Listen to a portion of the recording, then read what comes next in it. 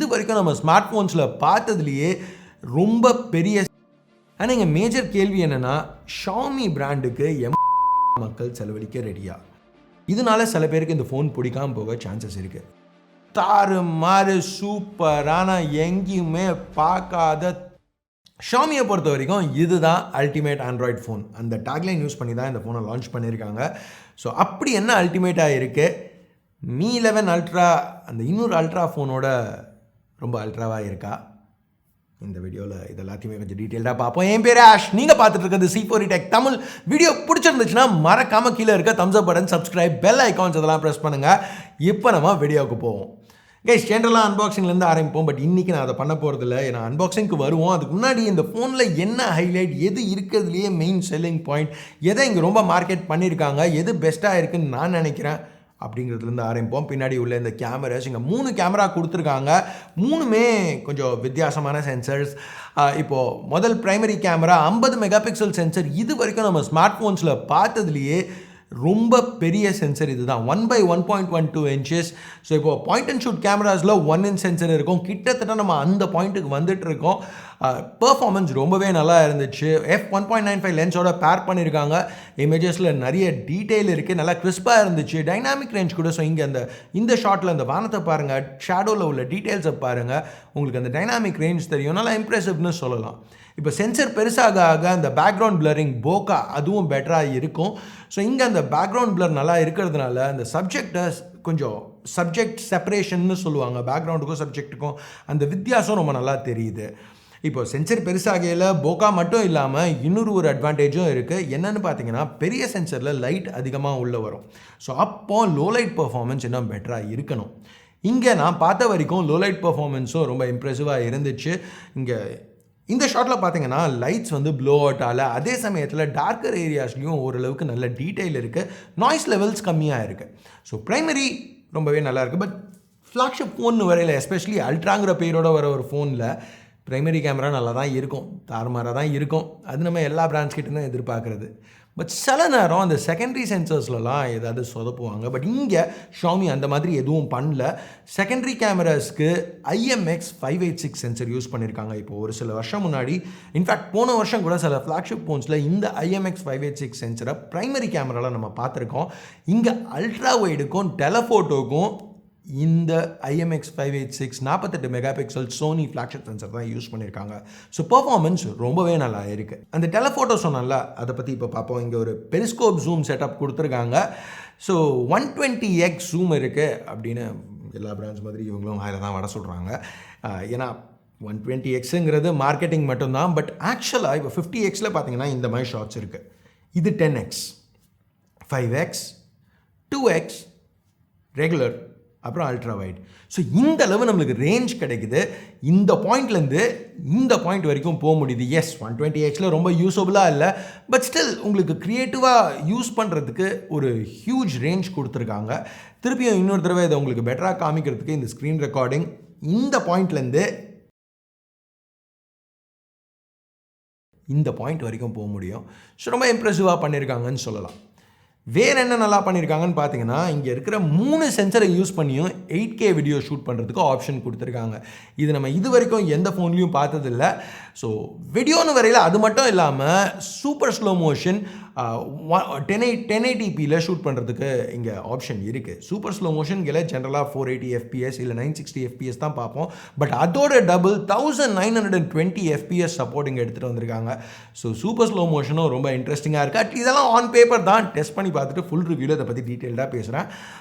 இப்போ இதெல்லாமே சூப்பராக இருக்குன்னு நினச்சிங்கன்னா, இந்த Mi 11 அல்ட்ராவில் இன்னொரு வித்தை காமிச்சிருக்காங்க. என்னென்னு பார்த்தா, இது வரைக்கும் நம்ம பார்த்த அந்த கேமரா ஆப்ஷன்ஸ் எல்லாமே செல்ஃபீஸ்க்கும் நம்ம யூஸ் பண்ண முடியும். ஃப்ரண்ட்டில் ஒன்றும் அவங்க சென்சர்லாம் அந்த மாதிரி கொடுக்கல, பட் பின்னாடி டிஸ்பிளே கொடுத்துருக்காங்க. ஸோ ஒரு சின்ன 1 inch OLED ஸ்க்ரீன் இருக்குது பின்னாடி. இதை யூஸ் பண்ணி நீங்கள் உங்களை ஃப்ரேம் பண்ணிக்க முடியும். ஸோ செல்ஃபீஸ் பின்னாடி உள்ள 3 கேமராஸ் யூஸ் பண்ணியும் எடுக்கலாம். செல்ஃபீஸ்னு மட்டும் கிடையாது, இந்த சின்ன டிஸ்பிளே யூஸ் பண்ணி வேறு நிறைய விஷயங்கள் பண்ண முடியும். டைம் செட் பண்ண முடியும். நிறைய கிளாக் ஸ்டைல்ஸ் கொடுத்துருக்காங்க. Date and day, battery levels, இது எல்லாமே இங்கே பார்க்க முடியும். உங்களுக்கு வேணுங்கிற டெக்ஸ்ட்டை சிக்னேச்சராக செட் பண்ணலாம். நிறைய சின்ன சின்ன கண்ட்ரோல் ஆப்ஷன்ஸ் இருக்குது. அந்த டெக்ஸ்ட்டோட கலர்லேருந்து, அலைன்மெண்ட்லேருந்து, text size, font weight, spacing எல்லாமே உங்களால் கஸ்டமைஸ் பண்ண முடியும். அது மட்டும் இல்லாமல் இந்த கேமராஸோட சேர்த்தே ஒரு ப்ரிவ்யூ ஆப்ஷன் கொடுத்துருக்கிறது எனக்கு ரொம்பவே பிடிச்சிருந்துச்சு. ஏன்னா பின்னாடி அது எப்படி டிஸ்பிளே ஆகும் அப்படிங்கிறத ஃபோனை திருப்பி பார்க்காம டக்குன்னு அப்படியே பார்க்க முடியும். உங்களுக்கு வேணும்னா உங்கள் ஃபோட்டோவை கூட நீங்கள் பேக்கில் செட் பண்ணிக்கலாம். பெஞ்ச் டு ஜூம் இங்கே ஃப்ரேம் பண்ணுறதுக்கு ஒர்க் ஆகுது. இந்த மாதிரி நிறைய சின்ன விஷயங்களுக்கு ஷாமி அட்டென்ஷன் பே பண்ணியிருக்கிறது ரொம்பவே ஒரு பாசிட்டிவ்னு சொல்லலாம். இப்போ இந்த டிஸ்பிளே நீங்கள் டபுள் டேப் பண்ணால் இது டர்ன் ஆன் ஆகும். இதுக்கு ரொம்பவே ஒரு சின்ன டைம் அவுட் தான் இருக்குது. மேக்ஸிமம் 30 செகண்ட்ஸ் தான் இது நீங்கள் ஆனாக வச்சிருக்க முடியும். ஆட்டோமேட்டிக்காக டைம் அவுட் ஆகி ஆஃப் ஆகிடும் அந்த டிஸ்பிளே. ஸோ பேட்டரி லைஃபை இது பெருசாக அஃபெக்ட் பண்ணக்கூடாது. ஆனால் என்ன அஃபெக்ட் ஆகுதுன்னு பார்த்தீங்கன்னா, இவ்வளோ டெக்னாலஜியை கேமரா அரேயில் பேக்கிங் பண்ணையில் கேமரா பம்ப் ரொம்பவே பெருசாக இருக்குது. இது வரைக்கும் நம்ம ஃபோன்ஸில் பார்த்ததுலேயே ரொம்ப ஒரு பெரிய கேமரா பம்ப்னு சொல்லலாம். பட் இது பேக்கில் ஃபுல்லாக ஸ்ப்ரெட் ஆகிருக்கிறதுனால ஒரு சைடில் மட்டும் அலைன் ஆகிற மற்ற ஃபோன்ஸில் இருக்கிற அந்த வாப்லிங் இதில் இல்லை. ஸோ நீங்கள் ஒரு சர்ஃபேஸில் வச்சு டைப் பண்ணாலும் அந்த வாப்லிங் இல்லை. இன்ஃபேக்ட் இந்த கேமரா பம்ப் ஒரு சின்ன வெஜ் மாதிரி ஆக்ட் ஆகி ஃபோனை உங்களை பார்க்க கொஞ்சம் டில்ட் பண்ணுது. ஸோ அது கூட ஒரு சின்ன பாசிட்டிவாக இருக்கலாம். பட் என்ன தான் அது பாசிட்டிவ்னு சொன்னாலும் டாப்பில் இவ்வளோ பெரிய ஹெவி கேமரா அரே இருக்கிறதுனால ஃபோன் இன்னும் கொஞ்சம் டாப் ஹெவியாக இருக்குது. ஸோ யூஸ் பண்ணுறவங்களுக்கு கொஞ்சம் கஷ்டமாக இருக்கலாம். இதனால சில பேருக்கு இந்த ஃபோன் பிடிக்காமல் போக சான்சஸ் இருக்குது, இல்லைன்னு சொல்லலை. பட் உங்களுக்கு இது ஓகேனா மற்றபடி எல்லாமே ரொம்ப இம்ப்ரெசிவாக தான் கொடுத்துருக்காங்க. பின்னாடி செராமிக் யூஸ் பண்ணியிருக்காங்க. இருக்கிறதுலே ப்ரீமியமான ஆப்ஷன் அவங்க சூஸ் பண்ணியிருக்க முடிஞ்சது தான் இங்கே சூஸ் பண்ணியிருக்காங்க. இன்னமும் ஃபிங்கர் பிரிண்ட்ஸ் அதெல்லாம் இருக்க தான் செய்யுது. வெயிட் இன்க்ரீஸ் ஆகுது செராமிக் யூஸ் பண்ணதுனால, இல்லைன்னு சொல்லலை. பட் பார்க்குறதுக்கும் சரி, கையில் உள்ள அந்த இன்ஹேண்ட் ஃபீலும் சரி ரொம்ப ப்ரீமியமாக இருக்குது. ஃப்ரண்ட்டில் latest Gorilla Glass Victus use பண்ணியிருக்காங்க. டாப்பில் கூட கொஞ்சம் கிளாஸ் யூஸ் பண்ணியிருக்காங்க, கொஞ்சம் அந்த லுக்கு பெட்டராக இருக்கணுங்கிறதுக்காக. இங்கே செகண்டரி ஸ்பீக்கர் இருக்குது. ஸோ இன்னமும் நம்மளுக்கு டெடிகேட்டட் ஸ்டீரியோ ஸ்பீக்கர்ஸ் கிடைக்குது. ஹார்மன் கார்டன் அந்த பிராண்டிங்கை பார்த்தா உங்களுக்கே தெரியும். ஷாமி இங்கே ஐஆர் பிளாஸ்டரையும் ரீட்டைன் பண்ணியிருக்காங்க. பட் ஹெட்ஃபோன் ஜாக் கிடையாது. IP68 water and dust resistance இருக்குது. இதுதான் முதல் தடவை இந்த ரேட்டிங்கை நம்ம ஒரு ஷாமி ஃபோனில் பார்க்குறோம். ஸோ அதுவும் அவங்க அந்த அல்ட்ரா அப்படின்னு எடுத்துகிட்டு வர்றதுக்காக அவங்க பண்ணுற இன்னொரு விஷயம். இப்போ பர்சனலாக என்ன கேட்டிங்கன்னா, கொஞ்சம் ஹெவியான ஃபோன்ஸ் எனக்கு ஜென்ரலாக செட் ஆகாது. 234 கிராம் வெயிட் இருக்கையில் ஹெவின்னு தான் சொல்ல முடியும், வேறு என்ன சொல்ல முடியும். பட் என்ன மாதிரி ஹெவி ஃபோன்ஸ் பிடிக்காத ஒரு ஆளுக்கே இந்த ஃபோனை யூஸ் பண்ணையில் அந்த கேமராஸ் அவங்க எவ்வளோ டெக்னாலஜி இங்கே பேக்கிங் பண்ணியிருக்காங்கங்கிறது கொஞ்சம் அட்ராக்டிவாக தான் தெரியுது. ஸோ மேபி உங்களுக்கு ஹெவி ஃபோன்ஸில் இன்ட்ரெஸ்ட் இல்லாட்டி கூட இந்த ஃபோன் உங்களுக்கு கொஞ்சம் இன்ட்ரெஸ்டிங்காக படலாம். இப்போ நம்ம டக்குன்னு இங்கேருந்து அன்பாக்சிங்க்கு வருவோம். பேசிக்காக இது ரொம்பவே ஒரு சின்ன பாக்ஸ். நம்ம மற்ற ஷாமி ஃபோன்ஸில் ஏற்கனவே பார்த்துருக்கோம். ஏன் சின்னதாக இருக்குது அப்படிங்கிறதுக்கு உங்களுக்கே பதில் தெரியும். உள்ள சார்ஜர் இன்க்ளூட் பண்ணல. இது சில மார்க்கெட்ஸில் மட்டும்தான். இப்போ மிஸ்டர் ஹூஸ் த பாஸோட அன்பாக்சிங் எடுத்துக்கிட்டிங்கன்னா இன்னும் பெரிய பாக்ஸ், சார்ஜர், USB கேபிள், ஒரு ஹெட்ஃபோன் ஜாக் கன்வெர்ட்டர் கூட பாக்ஸில் இன்க்ளூட் ஆயிருக்கு. எனிவே இந்த ஃபோனை நீங்கள் வாங்கணும்னு நினச்சிங்கன்னா 28mobile.com செக் பண்ணுங்கள். 28mobile.com இந்த வீடியோவோட ஸ்பான்சர்ஸ். அவங்ககிட்டேருந்து நான் நிறைய ஃபோன்ஸ் வாங்கியிருக்கேன் கடைசி பல வருஷத்தில். ரொம்ப ஃபாஸ்ட்டாக ஷிப் பண்ணுவாங்க. சர்வீஸ் ரொம்ப நல்லா இருக்கும். ப்ளஸ் இந்த மாதிரி யூனிக் ஃபோன்ஸ் நிறைய மார்க்கெட்ஸில் அவைலபிளாக இல்லாத கிட்டத்தட்ட எல்லா ஃபோன்ஸுமே அவங்கக்கிட்ட ஸ்டாக்கில் இருக்கும். ஸோ உங்களுக்கு ஏதாவது ஒரு வித்தியாசமான ஃபோன் வாங்கணும், உங்கள் மார்க்கெட்டில் அவைலபிளாக இல்லைன்னா, ஸோ இது வரைக்கும் செக் பண்ணலன்னா 28mobile.com டிஸ்கிரிப்ஷனில் லிங்க் கொடுக்குறேன், செக் பண்ணி பாருங்கள். ஓகே, இப்போ நம்ம திருப்பி அன்பாக்சிங்க்கு வருவோம். ஓப்பன் பண்ண உடனே இந்த இன்சர்ட் இருக்குது. இதுக்குள்ளே சிம் எஜெக்டர் பென் கொடுத்துருக்காங்க. அதுக்கப்புறம் ரெகுலரான இன்ஃபர்மேஷன் புக்லெட். ஜென்ரலாக நம்ம எதிர்பார்க்குற விஷயம் தான், எதுவும் இங்கே புதுசாலாம் இல்லை. அதுக்கப்புறம் ஒரு கேஸ் கொடுத்துருக்காங்க.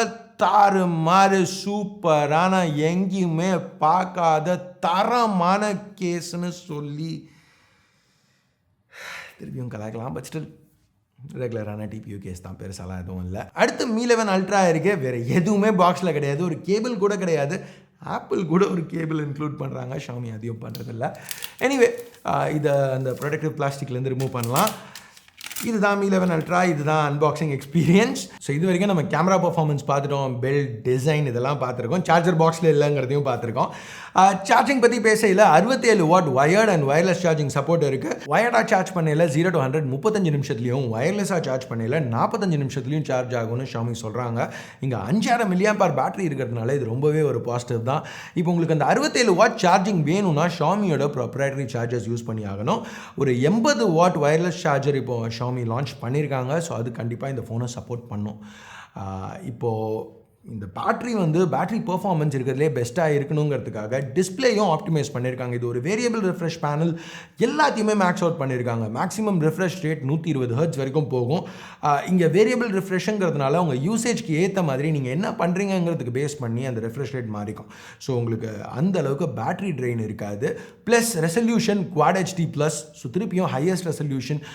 அஃப்கோர்ஸ் 4K சில ஃபோன்ஸில் பார்த்துருக்கோம், பட் மெயினாக எல்லா ஃப்ளாக்ஷிப்ஸ்லையும் இப்போ வர ஹையஸ்ட் ரெசல்யூஷன் Quad HD+, அதையும் கொடுத்துருக்காங்க. Super AMOLED, HDR10+ support, Dolby vision support எல்லாமே இருக்குது. ப்ளஸ் இன்னைக்கு டேட்டுக்கு மார்க்கெட்டில் இருக்கிறதுலே பிரைட்டஸ்ட் பேனல் யூஸ் பண்ணியிருக்காங்க. ரெகுலர் யூஸ்க்கு 900 நிட்ஸும் HDRக்கு 1700 நிட்ஸ் வரைக்கும் இந்த டிஸ்பிளே போகும். ஸோ S21 அல்ட்ராவோட கூட இது ஒரு 200 நிட்ஸ் அதிகம்.